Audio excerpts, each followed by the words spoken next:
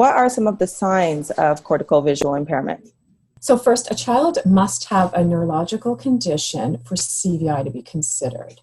So an example could be an injury to the brain, could be caused from lack of oxygen at birth, hemorrhage, stroke, an infection, or even non-accidental trauma.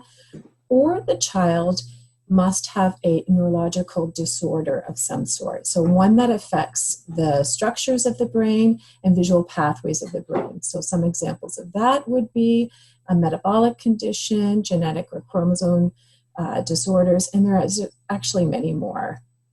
Also, there are 10 visual and behavioral characteristics that are associated with individuals who have CVI.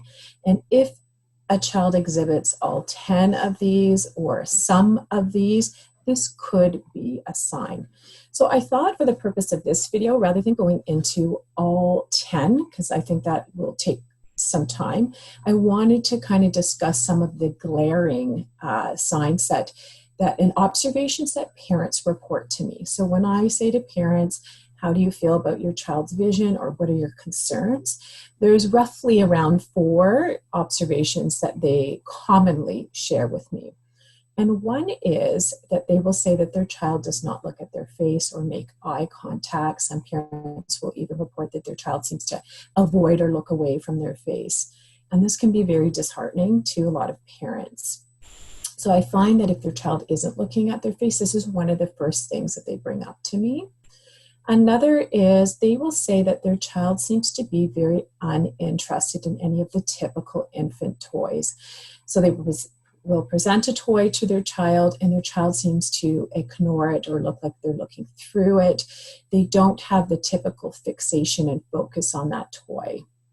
And they'll even say they're not really demonstrating any visual curiosity. So they're not alerting and visually responding to the toy or to a person that's entered the room, a new person that's entered the room. They're not looking and checking out that person. Another observation I would say that is regularly shared would be that their child, when I say, what does your child look at? Often a parent will say light. So she seems to be drawn to the lamp in the corner of the room. When I have it on, it's a little bit dark in the room, and her visual attention, she turns her head and looks at the light, or looks at the sunlight coming through the window, or even cell phone. So if they've activated their cell phone, it's a little bit dark in the room, that child will turn in the direction of where that light source is coming from. And I would say lastly, the 4th thing would be that when I say, what does your child look at? Some parents will say they seem to look at the ceiling fan. So when they're laying in their crib, even though the ceiling fan's at quite a distance, it seems like they're focusing on that ceiling fan or a crib mobile. Or I've had parents say, even when the curtains move from the wind, or that their child kind of stares out the window of the car when it's moving. So I would say those are more of the 4 glaring observations that parents do express to me of what they see their children, what their concerns are visually.